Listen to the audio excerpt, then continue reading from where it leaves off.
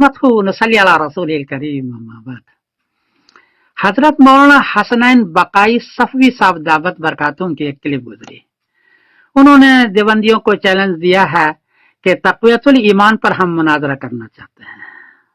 حضرت آپ کی خدمت میں گزارش ہے کہ ہندوستان کے جو حالات چل رہے ہیں، ایسے حالات میں پہلے ہی مسلمانوں کے درمیان نفرتیں ہیں، دیوبندی اور بریلوی کے درمیان، کہ بریلوی اہل حرم کے پیچھے بھی نماز نہیں پڑھتے ہیں، پھر دوبارہ مناظرہ کر کے آپ دیوبندیوں اور بریلویوں کے درمیان میں نفرتیں پھیلانا چاہتے ہیں۔ یہ ہندوستان کے حالات کے اعتبار سے اچھے نہیں ہیں، ابھی تو مل کر کام کرنے کی ضرورت ہے، ایک گزارش تو یہ ہے۔ دوسری بات ہے کہ تقویت الایمان یا اور بھی جو عبارتیں ہیں میں نے اس کو دیکھی ہے، اس میں مبہم عبارت ہے، اس کا آپ حضرات نے غلط ترجمہ پہنایا ہے، غلط معنی پہنایا ہے، تقریباً 40 عبارتیں ہیں وہ، اور اس کی وجہ سے دیوبندیوں کو گستاخ رسول اور کافر قرار دیا۔ آپ اصلی کتاب کو دیکھیں، وہاں وہ عبارت نہیں ہے، وہ مطلب نہیں ہے جو آپ نے پہنایا ہے، آپ دوبارہ دیکھیں حضرت وہاں۔ اور تیسری بات یہ ہے کہ دیوبندیوں کا عقیدہ اگر آپ کو دیکھنا ہے تو وہ عقیدے کی کتاب نہیں ہے، ثمرۃ العقائد عقیدے کی کتاب ہے، اس میں 350 عقیدے ہیں، ایک بھی عقیدہ بغیر آیت بغیر حدیث کی لکھی ہی نہیں ہے،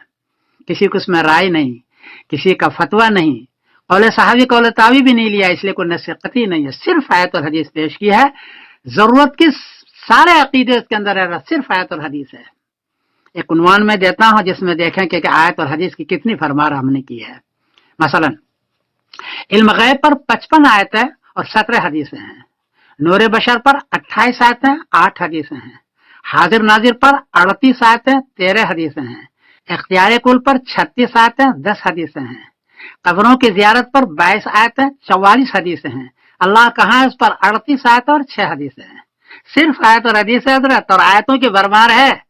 جی حضرت، آپ اس پر آپ آئیں، اس کو دیکھیں، مناظرہ نہیں، غور کریں اس پر، یہ ہمارا عقیدہ ہے، پورے ثمرۃ العقائد میں عقیدہ ہے، آپ اس کو دیکھیں اور اس پر آپ سوچیں۔ تقویت الایمان ایک کہیں عبارت مل گئی ہے اور آپ اس کو لے کے بیٹھے ہوئے ہیں، بلکہ آپ کو حیرانگی ہوگی حضرت کہ پورے ہدایت پر ہم نے حدیث سیٹ کیا، 12 کتابوں سے لے کر کے پوری ہدایت پر ہے، ہدایت میں حدیث ہے اصولیہ 7 جلدوں میں، پوری قدوری پر ہے،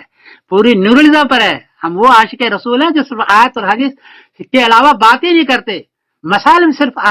ہم قول صحابی قول تابعی لیتے ہیں۔ اس لیے ایسے حالات کے اندر آپ مناظرہ کر کے اور نفرت نہ پیدا کرنا مجھے لگتا ہے کہ اچھی بات نہیں ہے۔ آپ ہماری کتاب ثمرۃ العقائد کو دیکھیں، اور اعتراض کرنا ہو تو سیاہ ستہ کی صرف حدیث لانی ہے یا آیت لانی ہے صراط النص، پھر اعتراض کریں گے میں انشاءاللہ تبدیل کر دوں گا۔ بہرحال کوئی گستاخی ہوئی تو معاف کرنا مولانا، میں ساری لنک دے رہا ہوں، حسنین صاحب کے بھی کلپ دے رہا ہوں، ثمرۃ العقائد بھی لنک دیکھ رہا ہوں، ساری چیز دیکھا، اس پر غور فرمائیں آپ حضرات، اور کوئی غلطی بھی تو معاف کر دیجیے گا۔ بہرحال ان حالات کے اندر یہ مناظرہ اچھی چیز نہیں ہے، میں سمیر الدین قاسمی بول رہا ہوں۔